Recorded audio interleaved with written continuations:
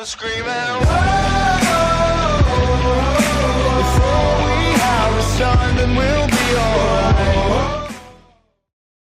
What's up guys, Iovo here, and today I'm going to be teaching you how to build a $500 gaming PC which you can use for gaming or video editing. Now in this video I am joined by Jason, also known as 3P, so say hello. What's up? And we're going to be going through all the parts you need to build this PC. Now for this build we're using parts on Amazon, so the prices may fluctuate a bit, but for the most part it'll come in around $500 and it should get the job done when it comes to basic gaming, so it'll be able to run games at 1080p, 30 FPS, I believe. Yeah. We should be able to run at 1080p, probably 30 FPS, and 720p you'll definitely be able to get much higher, but it'll fluctuate. Like more than likely you'll be able to run most games solidly without any issues on medium settings. You can try and experiment on some easy games in high settings, like maybe ones that aren't as really CPU intensive, like maybe you can try and turn it up on Minecraft, just turn down your chunks. And I think you should be good to run pretty much most games. Like everybody's the craze with like H1Z1 and other games like that lately, and you'll be able to run that on this computer, so not a problem there. Alright, so with that being said, let's name the parts. So first off we have the case, and the case is the Vivo ATX mid-tower case. Right now it's $40 on Amazon, and it's a really nice case because it is a mid-tower one, so even if you want to expand, it'll fit everything easily, and it also comes in at a really cheap price, so you can have higher specs for the other parts as well. It has USB 3.0 as well as 2.0, and it'll hold everything. Yeah, it's a case. Just another thing to say as well is that this case is built around airflow, so the whole idea of this case is to keep your computer cool, which is why we've gone with it, because you don't exactly want your whole room to be 100 degrees when you're gaming, do you? Because that's not fun. And it's got 4 fan mounts, which is another thing that it's regarded to where it's airflow, so you shouldn't have a problem with it getting too hot or having problems with temperature with your computer. You should be able to run it pretty much just fine, even while using the stock cooler for the CPU that is coming up very soon. Okay, so next up is the motherboard. Right here we've got the Gigabyte AM3 Plus AMD DDR3, and it is a nice little bit of kit. It's not too cheap, it's not too dear I should say, but it's very nice, and currently it's on offer and it's $56 over on Amazon. It might fluctuate again, like we say, because it's, you know, offers come and go. But it's a really good, nice motherboard. It's not insane, but it gets the job done, and it's got all the right sockets you need. It'll fit everything nicely, and it'll fit the RAM that we plan to use without a problem, because it's got 2 slots and it's got other slots. This is literally just, there's not a whole lot to say. It's just a really good motherboard, and it's by Gigabyte, or their trusty brand. Next up we have the graphics card. Now when it comes to building a gaming PC, the graphics card is one of the most important components to run the games, so we went with a pricier option, which is the EVGA GeForce GTX 750 Ti. It has 2 GB of dedicated RAM, and it is also G-Sync ready, so it's good if you have G-Sync, and it should be good for running most games, like Jason said before. Yeah, this thing will run most games, no problem. It's like a medium end card, so you shouldn't have any problem. And it's 2 gig as well, so like that's not too bad regarding video card RAM.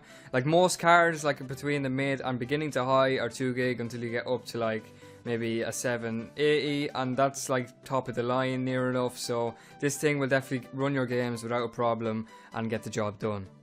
So for the processor, we went for the AMD FD6300, and the reason why we went for this is because it's like AMD is always a bang for the buck kind of brand. You get what you pay for. Like with Intel, the only time you'll really see like extreme benefits out of an Intel is, like, some people can argue with me, but it's a lot of the time is when you get like the higher end. I personally have an i7 and it's amazing. And even though this is a great, it's 6 cores, so you won't have a problem, and its stock cooler is the one you'll be able to use. You don't need the cooling with this build because we're going for cheap, and it shouldn't run with any problem regarding heat, especially because of the case we have. So it's all interlocked together, and this runs really well, and there shouldn't be any problems whatsoever. And its frequency is 3.5 gigahertz, and that's not bad considering. So we're doing pretty well here. Alright, so next up we have the power supply. Now, the graphics card requires a 300 watt power supply, and this one is 500 watt. It's the EVGA 500, and it only costs $45. There's not too much to say about that. And then we also have a standard DVD drive, which is made by ASUS, and that goes for around $20, and it's just your standard OEM optical drive.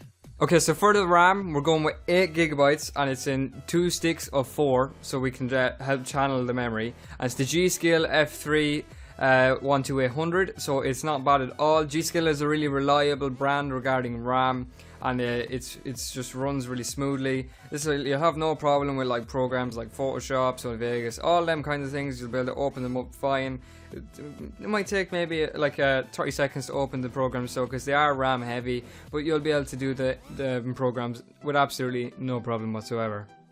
And then regarding the hard drives, we've chosen the WD Green 1TB hard drive. I personally have the Caviar Black, which is the WD Black, and this brand is amazing. I also have the WD Green, and honestly, this is a really good hard drive. It's got lots of space. A terabyte is sound for whatever you need in this computer, and it's more than enough for what you need regarding, because Windows 10, if you get Windows 10, it's not very big, and then that leaves a lot of space for your video files or whatever you may be using this computer for, and it's a solid choice for a hard drive. Alright, so that's about it. Like I said, this is a very budget build. It's not too expensive, but at the same time, for the money you're paying, you're definitely getting a good value out of it. And with this PC, you're going to be able to play a bunch of games that you've been wanting to play, and it's not too expensive. So hopefully you guys did enjoy this video. Special thank you to 3Piece for helping me make it. It would be awesome if you guys can check out his channel, maybe get him to 1,000 subscribers. And also, if you guys did enjoy this video, be sure to give it a big thumbs up. And as always, thanks for watching. My name is Iovo, and I'm signing out.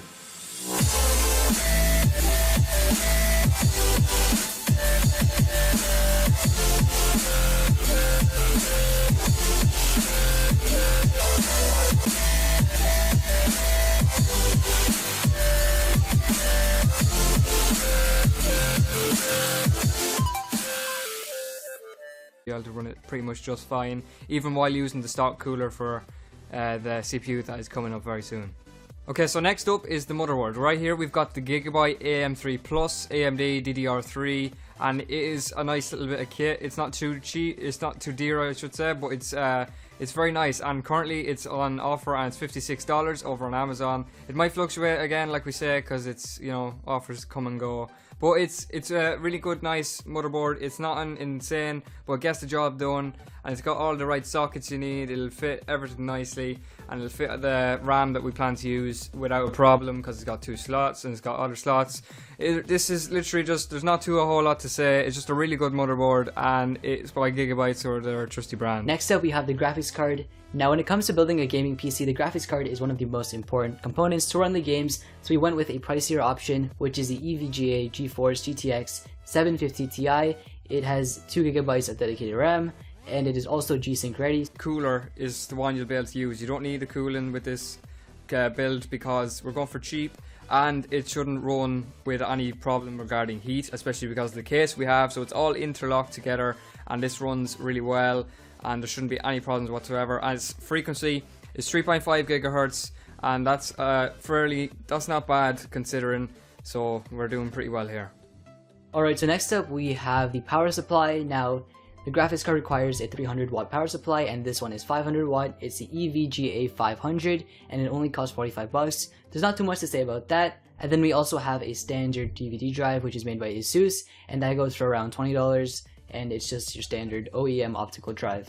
Okay, so for the RAM, we're going with 8GB, and it's in 2 sticks of 4, so we can help channel the memory. And it's the G.Skill F3 12800, so it's not bad at all. G.Skill is a really reliable brand regarding RAM, and it's just runs really. So it's good if you have G-Sync, and it should be good for running most games, like Jason said before. Yeah, this thing will run most games, no problem. It's like a medium end card, so you shouldn't have any problem. And it's 2 gig as well, so like that's not too bad regarding video card RAM. Like most cards, like between the mid and beginning to high, are 2 gig until you get up to like maybe a 780, and that's like top of the line near enough. So this thing will definitely run your games without a problem and get the job done. So for the processor, we went for the AMD FD6300, and the reason why we went for this is because it's like AMD is always a bang for the buck kind of brand. You get what you pay for. Like with Intel, the only time you'll really see like extreme benefits out of an Intel is, like, some people can argue with me, but it's a lot of the time is when you get like the higher end. Like I personally have an i7, and it's amazing. And even though this is a great, it's 6 cores, so you won't have a problem, and it's stock up on Minecraft. Just turn down your chunks, and I think you should be good to run pretty much most games. Like everybody's the craze with like H1Z1 and other games like that lately, and you'll be able to run that on this computer, so not a problem there. Alright, so with that being said, let's name the parts. So first off, we have the case, and the case is the Vivo ATX mid-tower case. Right now it's $40 on Amazon, and it's a really nice case because it is a mid-tower one, so even if you want to expand, it'll fit everything easily, and it also comes in at a really cheap price, so you can have higher specs for the other parts as well. It has USB 3.0 as well as 2.0, and it'll hold everything. Yeah, it's a case. Just another thing to say as well is that this case is built around airflow, so the whole idea of this case is to keep your computer cool, which is why we've gone with, because you don't exactly want your whole room to be 100 degrees when you're gaming, do you? Because that's not fun.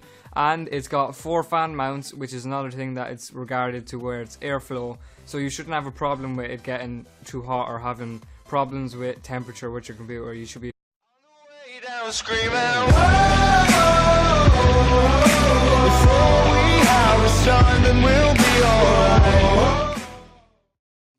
What's up guys, Iovo here, and today I'm going to be teaching you how to build a $500 gaming PC which you can use for gaming or video editing. Now in this video I am joined by Jason, also known as 3P, so say hello. What's up? And we're going to be going through all the parts you need to build this PC. Now for this build we're using parts on Amazon, so the prices may fluctuate a bit, but for the most part it'll come in around $500, and it should get the job done when it comes to basic gaming, so it'll be able to run games at 1080p, 30 FPS, I believe. Yeah. We should be able to run at 1080p, probably 30 FPS, and 720p. You'll definitely be able to get much higher, but it'll fluctuate. Like more than likely, you'll be able to run most games solidly without any issues on medium settings. You can try and experiment on some easy games in high settings, like maybe ones that aren't as really CPU intensive. Like maybe you can try and turn